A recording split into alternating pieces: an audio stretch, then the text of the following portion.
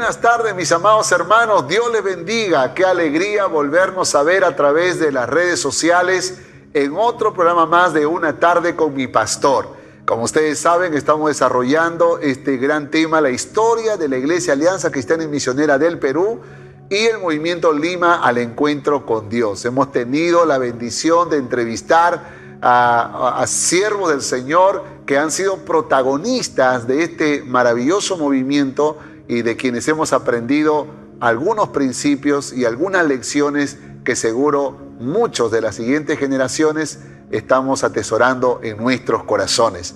En esta tarde tenemos otro invitado especial, muy querido para nosotros también, y por supuesto, antes de mencionar su nombre, permítame darles algunos datos de él. Nació en 1944 en el Callao, en esta tierra donde estamos haciendo este programa. Es el número 8 de 10 hermanos. Se convirtió en el año 1977 a la edad de 33 años y a pesar de su profunda fe católica, fue evangelizado y conquistado para Cristo. Llegó a la Iglesia Alianza de Lince en el mismo año, siendo el pastor don Alfredo Smith. Era un empresario exitoso, pero sobre todo un siervo de Dios comprometido con el Señor y con su obra. En 1981 fue al seminario bíblico. En 1982 pasó de Lince a la Iglesia Alianza de Miraflores como laico y luego comenzó a asumir responsabilidades. Llegó a ser miembro del Consejo Administrativo. En 1987 fue pastor asistente en la misma iglesia y en 1991 asumió el desafío de ser el pastor titular, labor, tarea que ocupó por 26 años, jubilándose hace algunos años. Y aunque siempre decimos que nos jubilamos de la labor pastoral, pero nunca del ministerio, porque el Señor nos tiene siempre útiles hasta el último día de nuestra vida. Así que estoy hablando de un querido y amado pastor, el pastor Roberto Bastante. Un aplauso para él. Bienvenido, pastor, a Una Tarde con mi Pastor. Un saludo, pastor, para todos. Buenas tardes, hermanos. Muy lindo poder disfrutar de este momento, la verdad, sorpresivo para mí, porque pensaba que iba a ser una especie de exposición, una cosa así, pero con la calidez de la iglesia y de su pastor Antonio, pudimos tener un diálogo ya de casi una hora y estamos listos para seguir aportando experiencias de la vida que estoy seguro pueden servirles a todos ustedes. Amén, amén. Amado pastor, estamos prácticamente cerrando todo este capítulo o etapa de 12 semanas, ¿no? Una temporada muy, muy interesante donde hemos hablado de la historia de la Alianza Cristiana y Misionera del Perú. Y hay fechas muy importantes que están grabados en nuestros corazones. Por ejemplo, 1925 en Caguapanas, cuando empieza toda la historia de Alianza Cristiana y Misionera con Benjamín Barton y otros más. También en 1926, cuando la obra se abre en Huánuco y Huánuco se convierte en el cuartel general, ¿no?, de toda la Alianza Cristiana y Misionera. 1930, cuando la Misión Alianza abre una oficina en Lima para empezar a trabajar por todas las ciudades del Perú. En esa época parece que la visión era un poco llegar a las zonas rurales, a las zonas de mayor necesidad.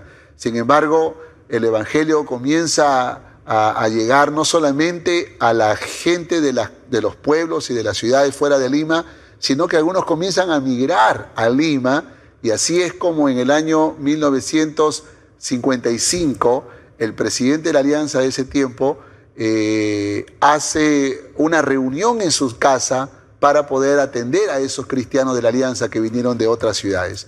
Y en 1957 se funda lo que se conoce hoy como la Iglesia Alianza Cristiana de Lince. Y a partir de ese momento, con pastor Ken Opperman a la cabeza, comienza todo un movimiento muy interesante, muy grandioso. Se han escrito libros acerca de esto. Hay gente que puede contar lo que ha pasado en ese tiempo, de cómo Dios bendijo un sueño y una visión que el mismo Dios puso en el corazón de estos siervos. Así que luego nace lo que se llama Lima al Encuentro con Dios, en el año 1973. Hemos hablado ya mucho del movimiento con los entrevistados anteriores, pero me emociona hombres como usted, que llegó en plena efervescencia de Lima al Encuentro con Dios, ¿verdad? Un movimiento que seguro también inspiró su vida. Así que antes de hablar propiamente de ese movimiento, porque me encanta que podamos dejar un legado para las siguientes generaciones, creo importante, cuéntenos un poco acerca de su conversión, porque usted se convirtió antes de conocer Lima al Encuentro con Dios, ¿no? Así es. Entonces, cuéntenos un poco acerca de eso. ¿En qué circunstancia, me encantó mucho escuchar su historia, en qué circunstancia de su vida usted conoció a Cristo Jesús? Bueno, fue una crisis de salud en mi familia. Tenía 2 hijos, Cintia, que tenía 2 años y medio, y Sergio, que tenía 1.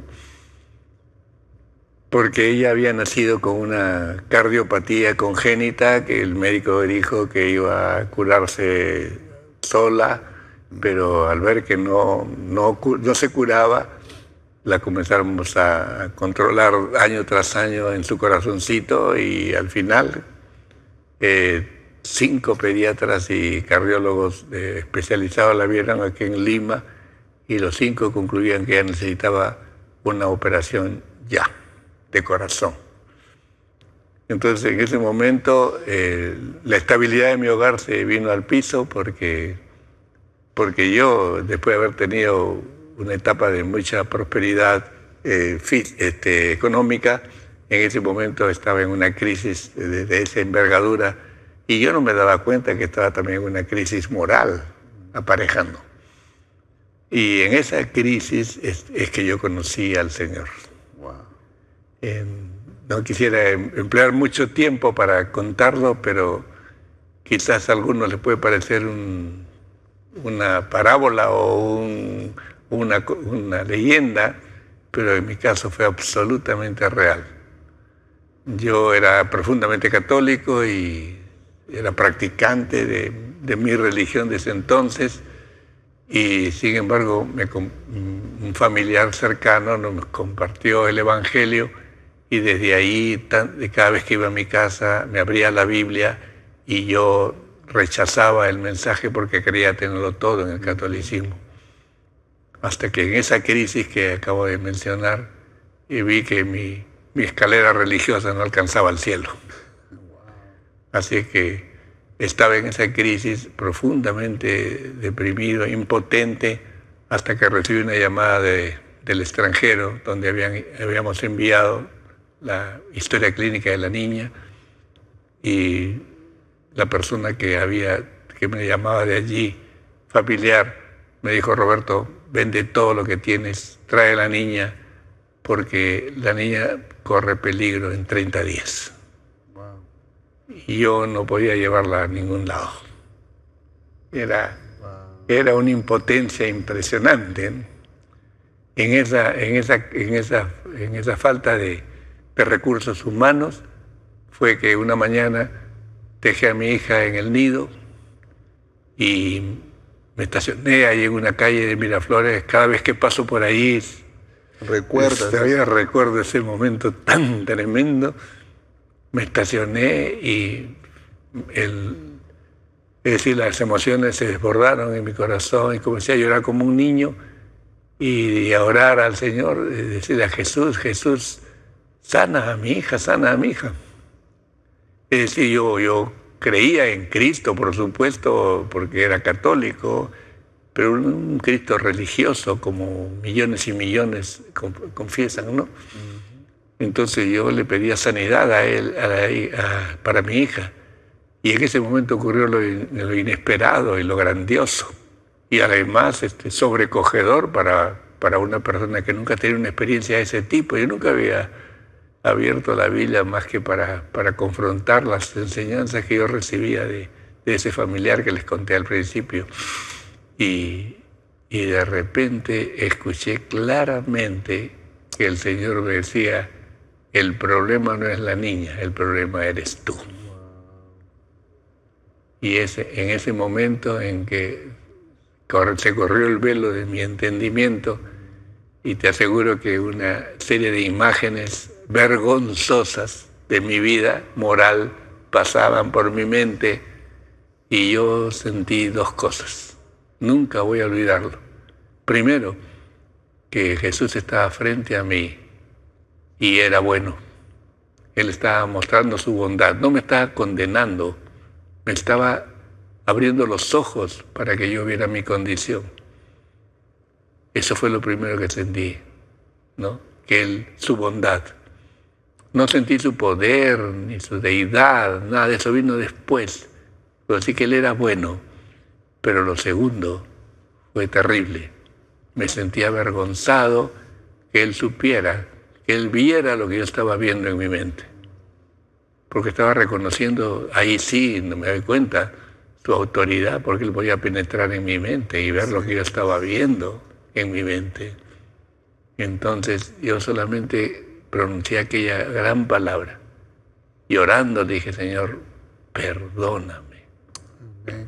Y esa fue la palabra clave, porque apenas yo le dije, Señor, perdóname de corazón, se acabó la experiencia.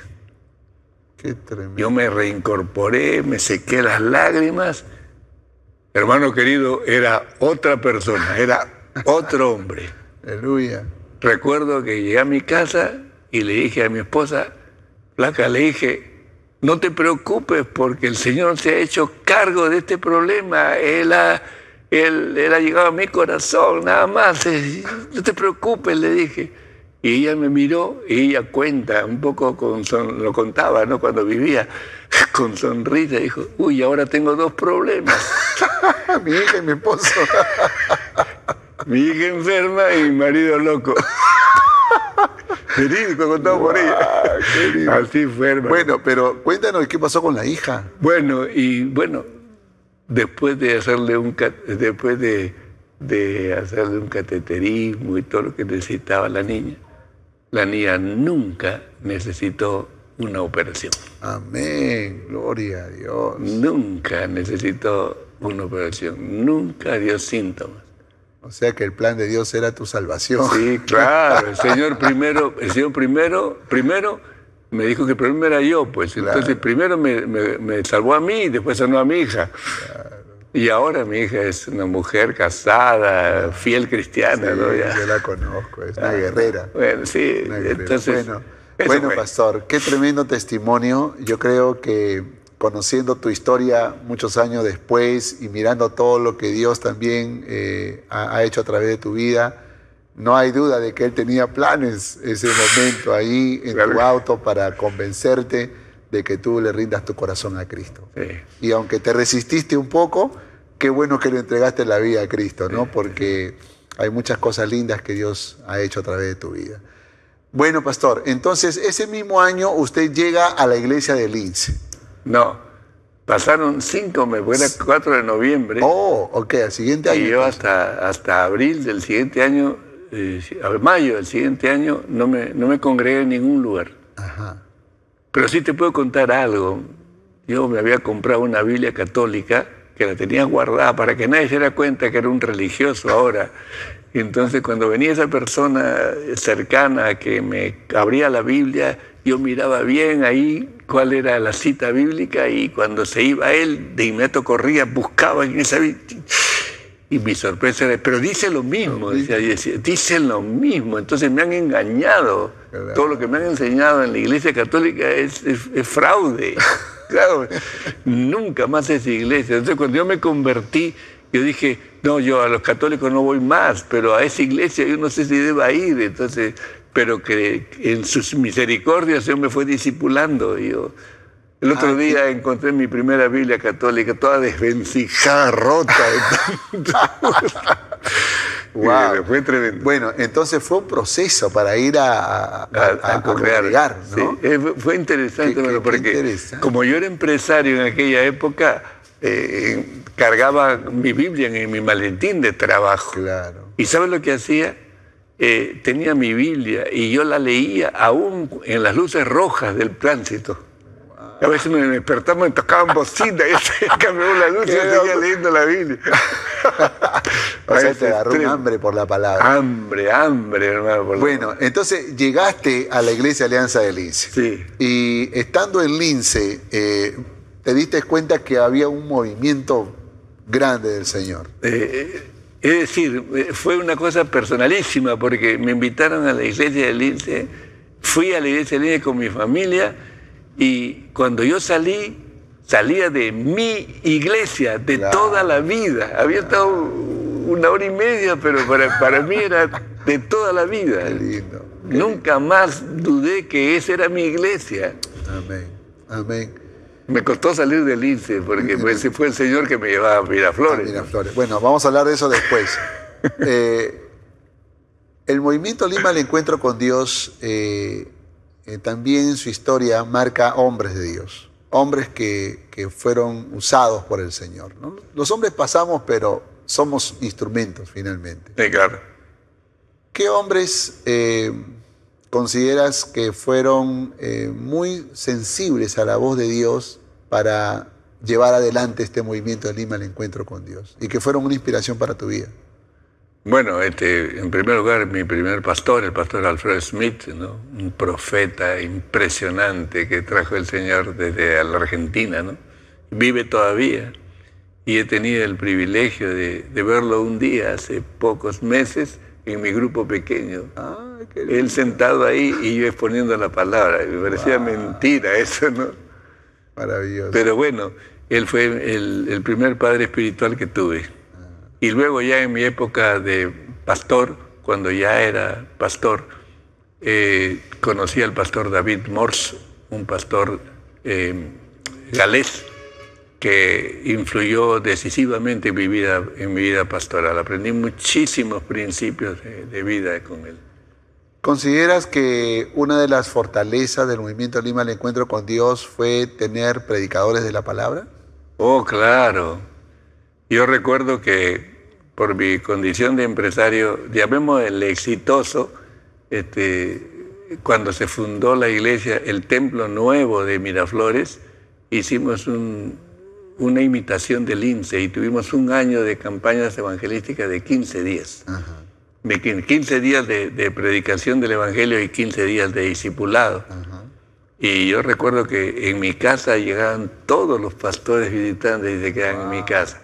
O sea que eso fue una escuela tremenda para mis hijos. Claro. Y yo les recomiendo sin temor de ninguna clase a todos los pastores, a todos los líderes que vienen, cuando llegue un pastor de fuera o un pastor invitado, alguien que pueda estar en tu casa, no te imaginas la bendición que trae un siervo de Dios en tu casa. Qué tremendo. Qué tremendo. Ser hospitalarios, ¿no? Y mis hijos, de verdad, crecieron y tienen, hoy día ya adultos, tienen una conciencia y una conciencia de lo que es la palabra de Dios impresionante, ¿no? Amén, amén, amén.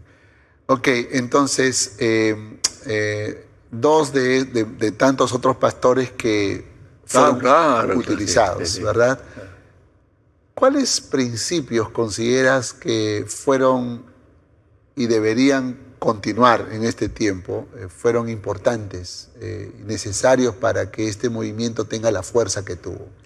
Bueno, como siempre, el evangelismo y el discipulado se convirtieron en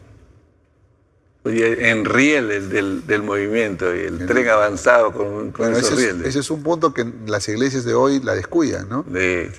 La verdad es que yo aprendí a que había que evangelizar siempre. No importa que yo predicara de cualquier tema, aún mayordomía, pero yo no podía dejar de tirar la red del evangelio. No, esa era una obligación.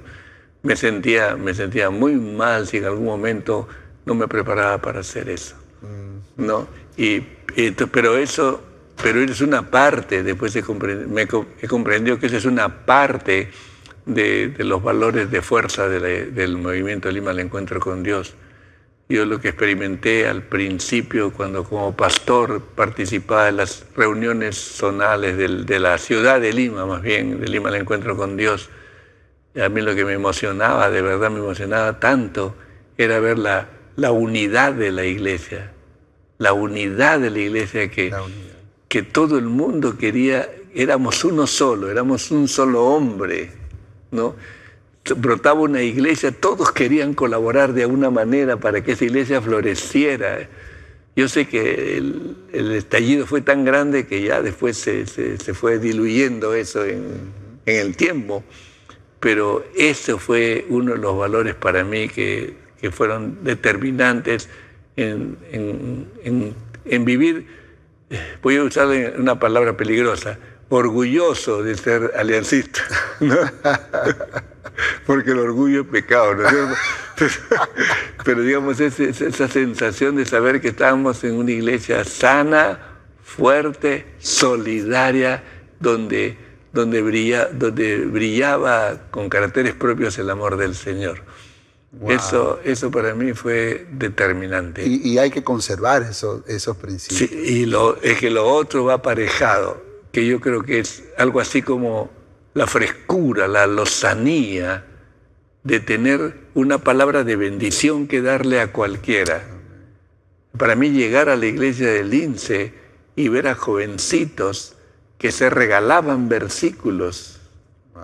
Es decir, como que yo saco mi billetera y te regalo este billete, ¿no? Claro. Oye, te regalo, mira, en mi devocional, te regalo este versículo. Y decía, ¿qué mundo es este? Y yo ahí andaba de asombro en asombro, veía un joven que decía algo y todos los demás le creían. Wow. Porque ese muchacho decía la verdad, entonces vivían en la verdad.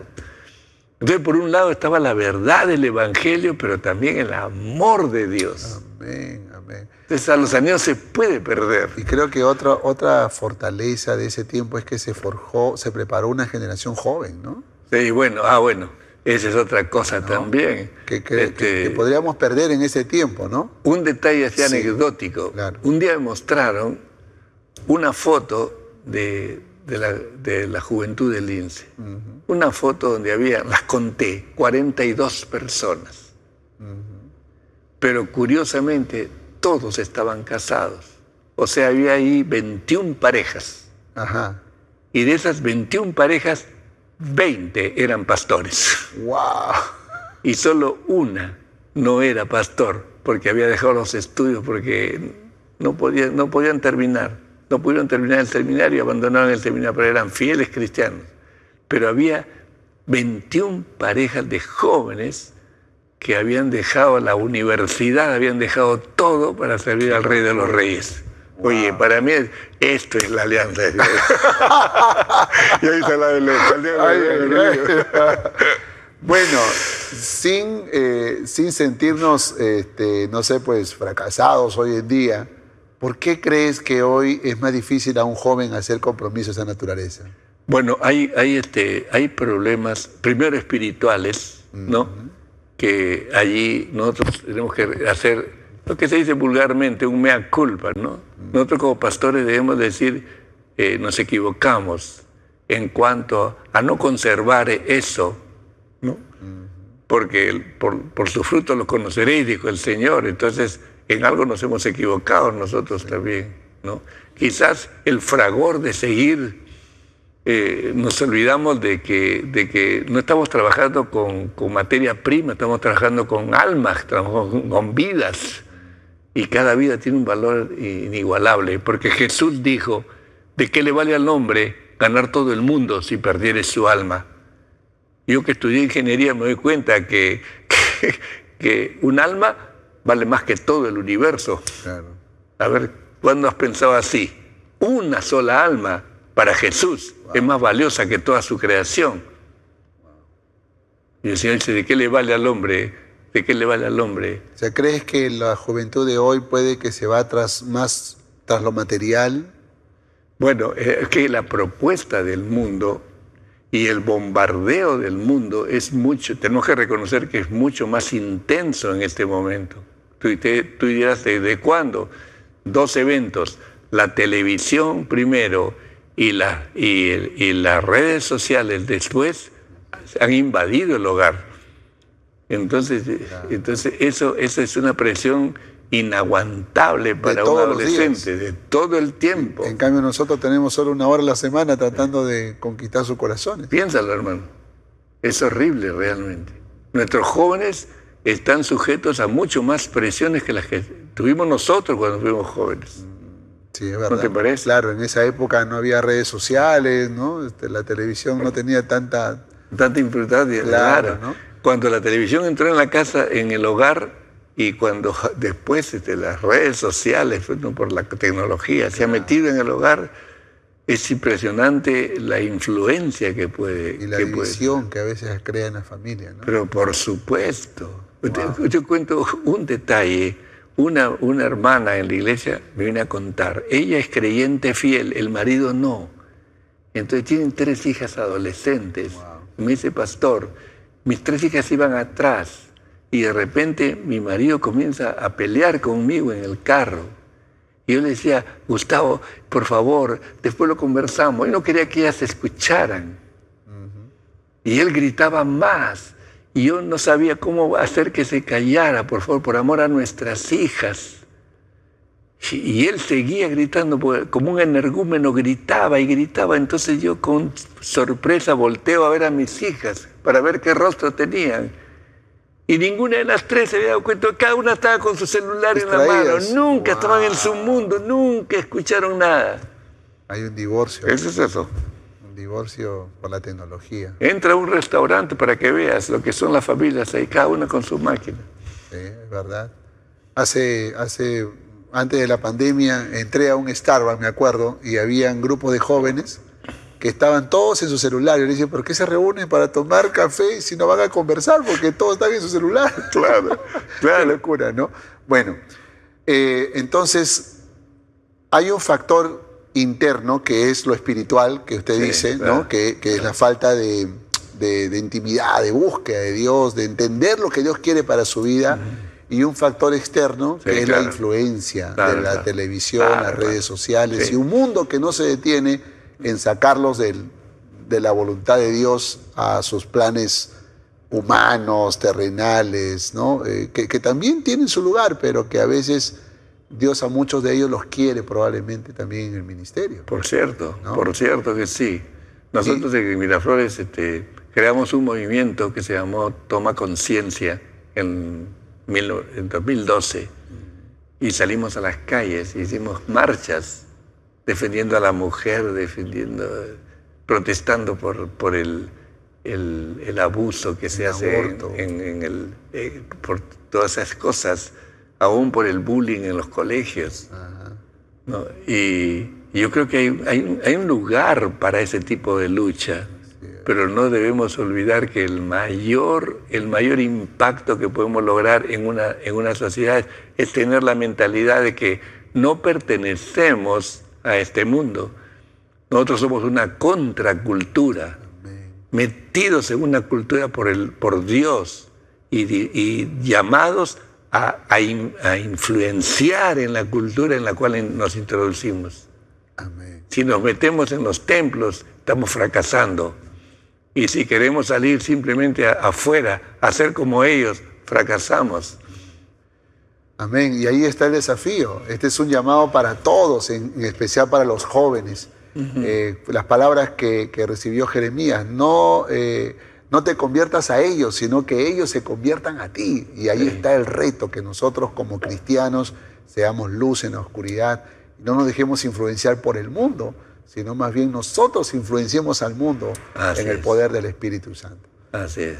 Pastor, en la historia de Lima al Encuentro con Dios, es increíble la plantación de iglesias. Desde el año 77, cuando se planta la iglesia en Miraflores, hasta el año 85, se cuentan 17 iglesias que se fundaron. Y desde el año 86 hasta el año 98, ahí son como 12 años, un poco más, también otras 17 y probablemente hasta 20 iglesias. O sea que hasta el año 2000, por decirlo así, se han plantado 40 iglesias o tal vez un poco más. En los últimos 20 años no ha sido igual. A pesar que tenemos más recursos, más tecnología, más estrategias, más modelos a seguir, a pesar que tenemos más recursos en todo sentido, hemos plantado menos iglesias que en la época hasta el año 2000, los 20 años atrás. ¿Hay algún factor sociológico o es también espiritual? ¿Qué cree que hace que antes pareciera que todo corría más rápido y más veloz en el compromiso, en el servicio, en la plantación de iglesias, y hoy no es así? Bueno, yo creo que, por supuesto, el problema en primerísima instancia es un problema espiritual, ¿no es cierto? El hombre, sigue siendo pecador, como todos nosotros, y necesita una revolución espiritual, ¿no es cierto? Pero también es cierto que el mundo ya no es el mundo de ayer, ¿no? Las cosas han cambiado y para mal, y a pesar de que puede haber tecnología superior en estos momentos, sin embargo, la presión ¿cómo puedo decir?, de ese misterio de la iniquidad está invadiendo los corazones, ¿no es cierto? Así es. Y es una lucha que tenemos que librar. Mientras la Iglesia no entienda que tiene la responsabilidad de ser el último baluarte de la sociedad occidental, si no entendemos eso, nos vamos a convertir a la larga, y quiera Dios estar equivocado, pero nos vamos a convertir en inmensos clubes religiosos inoperantes. Así es. Ese es nuestro desafío. ¿Qué es lo que pasó en Asia, por ejemplo, claro, luego en Europa? Claro, lo que está pasando en Estados Unidos. Claro que en Estados Unidos hay 3.000 iglesias que se cierran cada año. ¿Escuchaste? Wow. 3.000 iglesias que se cierran. Cada año. Cada año. Wow. Y eso está viniendo ahora a Latinoamérica, ¿no? O sea, por supuesto hay que una sí. frialdad espiritual, hay más intereses en las cosas temporales. Cierto. Y no hay ganas de orar, de leer la palabra, de reflexionar en la verdad de Dios, de ir a un culto, de escuchar la palabra. Sí. Y eso debilita a la iglesia, ¿no? La única esperanza para nosotros en este momento, así siguiendo en la línea de tu pensamiento, Antonio, es lo que dice el apóstol Pablo, ¿no? Llevando en todo tiempo y por todo lugar el olor de su conocimiento. El cristiano lleva el olor de Cristo donde quiera que va. Si no logramos impactar con nuestra presencia allí donde no reina el Señor, es que algo está pasando con nuestro cristianismo. Y no olvidemos que los problemas sociales, los llamados pecados sociales, no son otra cosa que la suma de los pecados individuales. Claro. Esa es la verdad. Claro, las crisis que existen. Por cierto. Muy bien, pastor. Gracias por aclarar eso, porque creo que es muy importante. Los pastores que hoy estamos en función, ¿qué peligros enfrentamos? Si tuvieras que darnos un consejo, ¿qué tendríamos que hacer para mantener vivo todo eso que aprendimos y que provocó toda una expansión? Bueno, hermano, creo que la respuesta es muy simple, pero cada vez más inalcanzable, creo yo, porque el adversario nuestro no ha cambiado su estrategia. La misma estrategia del Edén la utiliza en el siglo XXI y le es suficiente porque con eso esclaviza al mundo, ¿no? Los deseos de la carne, los deseos de los ojos, la vanagloria de la vida. Así intentó derrotar a Cristo en el desierto y perdió. Así que él sabe que solamente Jesucristo podría ser indemne a sus tentaciones. A nosotros se pasea con nosotros. Wow. Así que el hombre sigue siendo el mismo. Miren, hay que ver nomás en las crisis sociales, en los escándalos que hay en las ciudades, en los saqueos que hay. Uno se da cuenta que no interesa la cultura, no interesa el nivel económico ni el nivel académico. la gente sigue teniendo ese pecado metido dentro y por eso saquea, y por eso roba, y por eso asalta, etc. Eso es verdad. Eso es verdad. No me sigue siendo el mismo.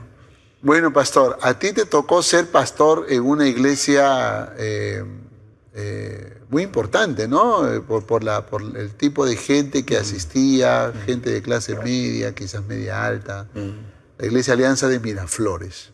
Asumiste el desafío de pastorear esa iglesia y pastoreaste por 26 años. No sé cómo me aguantaron entonces. Pero fue un ministerio largo, ¿no? Sí, y creo que los ministerios largos nos demandan también algunas cosas, ¿no? Sí. ¿Cuál fue uno de esos desafíos que tuviste que hacer para mantener un ministerio largo en una iglesia, ¿no? Porque a veces uno tiene como muchas cosas que compartir cuando es una iglesia donde estás por 5 años, luego te vas a otra por 5 años. Pero cuando te quedan más de 20 años... Sí. Entonces ahí te das cuenta que no puedes estar repitiendo lo mismo. Así es. Que tienes que haber una búsqueda de Dios. Aprendí del pastor Morse, que me dijo, Roberto, el prado donde come un pastor no debe ser el prado que come un miembro de la iglesia. Qué interesante concepto. A ver, explíqueme eso, por favor. O sea, que la comida que debe buscar el pastor tiene que ser tan rica como para que le sirva a él y le sirva de novedad a los demás. Wow. Oye, que eso para mí ha sido un desafío hasta ahora. Yo preparo un mensaje y si el mensaje no me impacta a mí, no me asombra a mí, yo digo, a este mensaje le falta algo. Puede ser muy erudito, puede ser muy... Claro. Pero si falta ese impacto, ¿por qué? Porque para mí la predicación es el impacto de la palabra en el predicador. Así es. Punto. Así es. Pasa primero por tu propia vida. Si no, para que salga de tu corazón. Eso nada más. Amén. Es triste cuando uno ve que hay pastores que sacan sus bosquejos del internet, por ejemplo, ¿no? Que es la antítesis de esto, ¿no? Desgraciadamente, afortunadamente diría yo que son pocos todavía, pero tenemos que conservar eso, ¿no? Tenemos que padecer, ¿no? Como decía el pastor Smith, decía, es decir, como un parto cada mensaje, ¿no? Tiene que costarte clamor, ¿no? Tiene que, hasta que tú encuentras el mensaje, eso que el Señor quiere mostrarle al pueblo, ¿no? Es que es así. Él lo ilustraba con el amor de esposo, ¿sabes? Él decía, Roberto, por ejemplo, su esposa Anita, ¿no? Decía, Dios me dice, David, yo quiero amar a Anita, pero por tu canal. Oye, qué desafío para uno, hermano. Yo quiero amar a la otra persona por tu canal. Ah, que tienes un enemigo, sí, tío. Yo quiero amar a ese enemigo, tío, pero por tu canal. Y a veces cuando me dice eso el Señor, yo le digo, Señor, búscate otro canal. No, ya te elegí a ti. Wow. Creo que por ahí va la cosa. Claro que sí. Qué tremendo, qué tremendo. Gracias, pastor, por estos retos que nos pones, ¿no? Bueno, yo te bendiga. Entonces, en estos 26 años, me imagino que has tenido que enfrentar también muchas dificultades, experiencias tristes. ¿Cuál fue una de ellas y cómo lo superaste? ¿Experiencias de qué tipo? Sí, alguna que en tus años de ministerio pastoral, alguna experiencia muy triste, muy dolorosa, que impactó tu vida. Bueno, hasta ahora lo que más impacta mi vida, hasta ahora incluso, es cuando veo a un hermano caído. Okay. Cuando veo a un hermano caído y que no levanta, eso me afecta a mí mucho. Afecta mi ánimo incluso. Claro. Y a veces me dice, oye, pero ¿por qué estás así? Y no quiero pero me cuesta, es mi amigo, pues no quisiera que estuviera así. Ajá. Sí, yo creo que, o la traición también a veces, ¿no? Duele el corazón, ¿no? Ah, bueno, en todo sentido, ¿no? En Claro, todo sentido. claro. Eso bueno, es O humano, la ¿no? división de una iglesia también podría Sí, podría traernos mucha tristeza. También. Pero bueno. Y, pastor, tu esposa partió a la presencia del Señor. Ujú. Esa experiencia me imagino también que fue muy, muy, muy, muy dura. Sí, bueno, sí, realmente. Y no solamente la partida, sino la experiencia de la soledad. ¿Cómo superaste eso? Eh, ¿No? Cuando conocí a Carmen. Llegó la bendición. Sí. Sí. Pero- Bueno, Dios te ha regalado una esposa maravillosa, ¿no? Carmen, no sé, su imagen respira mucha nobleza, mucho Sí. cuidado. De hecho, que para tenerte acá hemos tenido que pasar varios filtros. Pero antes de Carmencita, esa soledad, ¿cómo las... Era difícil, ¿eh? Era difícil. Y uno creo que el pastor tiene que cuidarse mucho de eso. Bueno, lo pregunto porque hay pastores que están viviendo, sobre todo en esta pandemia, y líderes importantes también, comprometidos, que han vivido una experiencia así, o esposas. Sí. Entonces, de repente lo que tú nos puedes contar es un consejo que lo van a tomar así, ¿no? Bueno, para mí fue difícil, por ejemplo, en una iglesia grande como Miraflores, estar en una reunión, digamos, de fin de semana y tú recibes el cariño de la gente. A mí me gustaba predicar y salía afuera y saludaba a todos los que querían venir a saludar. Yo me paraba ahí 20, 30 minutos a saludar a todos, ¿no? Entonces, pero uno va cargado de ese amor de la gente, ¿no? Y cuando yo abría la puerta de mi casa a la soledad, era muy difícil, hermano. Wow. ¿No? Pero Dios sabía y Él me preparó para eso y ¿Pero qué hacías? ¿Orabas? ¿Mantenías tu tiempo ocupado? ¿Cómo? no, casi siempre llegaba pues ya muy tarde, cansado y rápidamente yo me daba sueño, ¿no? Mira, pastor. Sí, eso fue una bendición, eso fue un regalo del Señor, Y realmente. me imagino que también la iglesia de Miraflores te cubría en oración. Seguro, y seguro. para Hasta que ahora, hermano, hasta tus ahora. brazos estén fuertes. Hasta ahora la gente ora por nosotros. Qué lindo, qué lindo. Y me encuentro con una persona y, pastor, siempre oro por usted. Ajá. Bueno. Bueno, y culminaste tus labores pastorales de manera oficial con Carmen a tu lado. Ah, claro. Hasta ahora. Y ahora están en otra etapa. Sí, ahora ella es, ¿cómo te voy a decir? Es mi gerente técnico. A ver, explícame eso. Porque como todo es Zoom, ella maneja todo lo que es tecnología, ¿no? Claro. Ella hace PPTs, ella hace los arreglos. Qué lindo. Sí. Qué lindo. ¿Y ahora en qué estás? Porque para entrevistarte he tenido que esperar 3 semanas. Bueno, tenemos un par de grupos más o menos grandes bueno, invitaciones de iglesias. Claro. Ahora pues tú puedes estar, por ejemplo, en marzo predicaba en la iglesia de Tacna y también predicaba en Cajamarca. Ah, claro, porque por Zoom. Ahora está más ocupado que antes. Sí, ahora, sí, en verdad es eso. Ahora estamos más ocupados que antes. Amén. Por lo menos en esa tensión porque tú sabes que la predicación es todo un desgaste, ¿no? Sí, así es.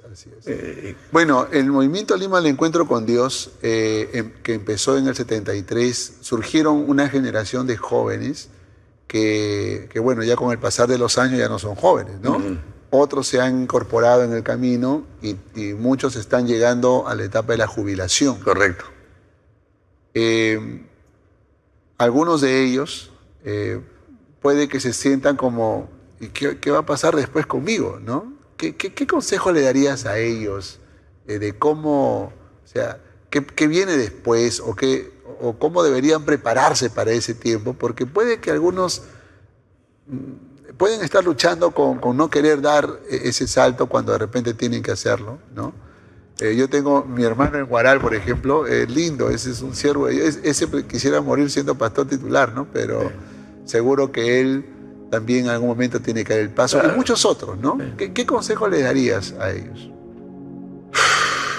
Bueno, yo creo que nuestra iglesia está probando, nuestra iglesia de Alianza creo que está probando qué cosa puede ser lo más efectivo, ¿no? Ajá.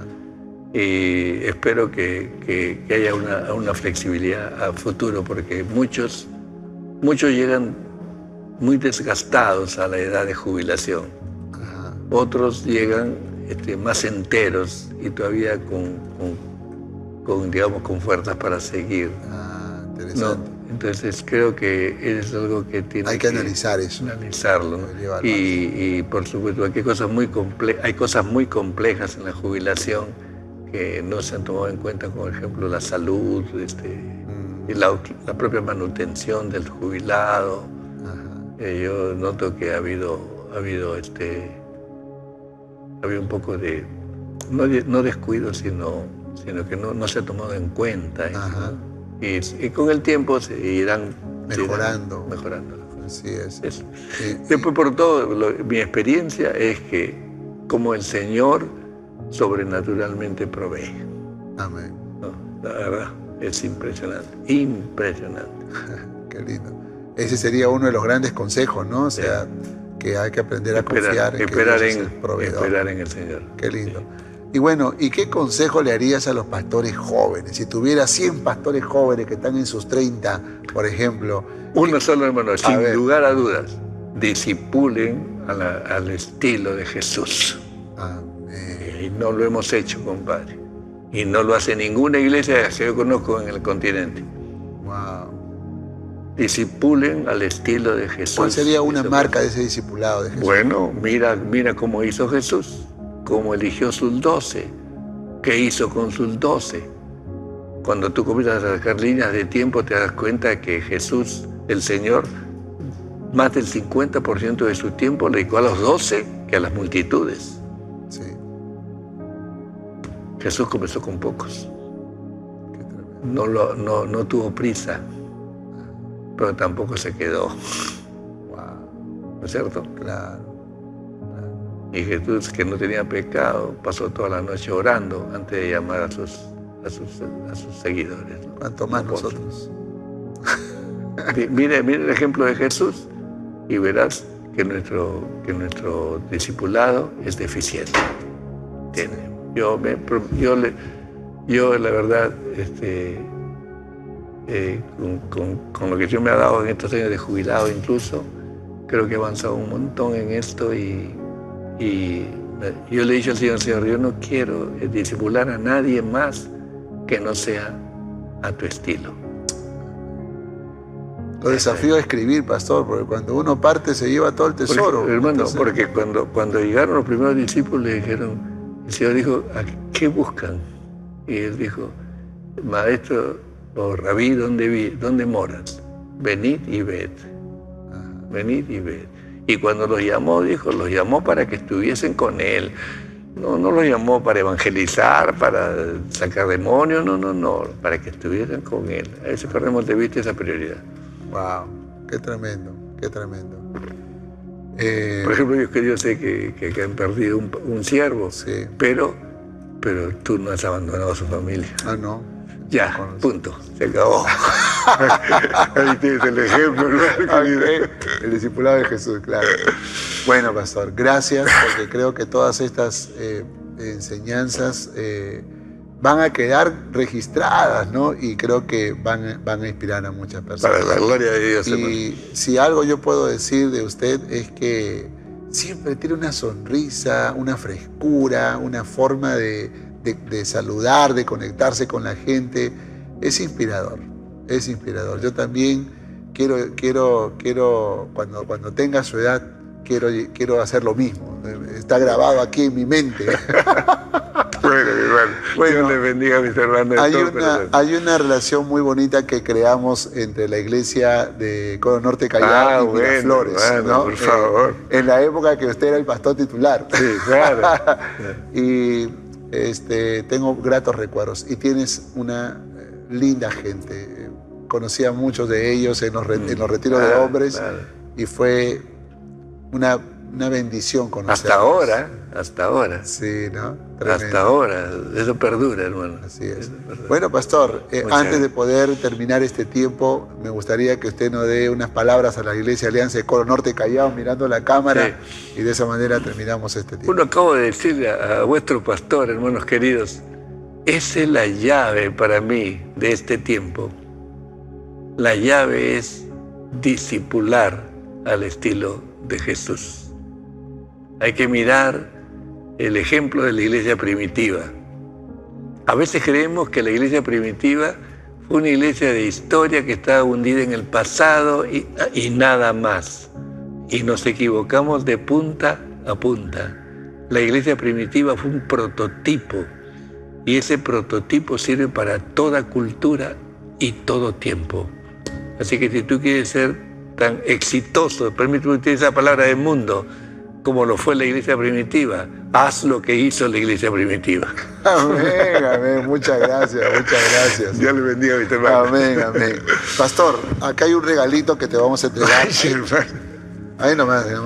Esta es una libretita de Una Tarde con mi Pastor. Gracias. Este es un lapicero que también tiene el logo de Una Tarde con mi Pastor. Para tomar café, no sé si tomas café, pero Sí, claro. Acá está la tacita. Y Gracias. un reloj. Una Tarde con mi Pastor. Gracias. Okay, que el equipo de publicidad lo elabora con mucho amor. Así que este es un regalo para ti, Pastor. Muchas gracias, mis hermanos. Y te Muchas agradezco gracias. mucho por este tiempo. Gracias. Vamos a terminar orando y dando gracias a Dios. Te pido, por favor, que tú hagas la oración, por favor. Padre bueno, Señor, Sí, Señor. tú nos sorprendes cada día, Señor. Gracias. Tú nos sorprendes, nos llenas, Gracias. nos muestras que tu presencia con nosotros es el centro de la vida. Sí, Y lo hemos reflejado en rostros de hermanos queridos, sí. que aunque no nos vemos con asiduidad, Señor, pero el amor es fresco, lozano, como tú quieres que sea. Bendice esta iglesia, Señor. Yo soy testigo de la forma como ha crecido para la gloria tuya. Sí, sí. Permite, Señor, que esto siga y que se levanten hombres más ambiciosos todavía para conquistar no solamente esta localidad, sino toda esta ciudad de Lima, todo el país y hasta lo último de la tierra. Gracias, Señor, a ti la gloria, en el nombre de Cristo. Amén. Amén, amén. Gracias, Pastor. Gracias. Y nos vemos en la próxima semana en el último capítulo de esta temporada, Una Tarde con mi Pastor. Dios le bendiga.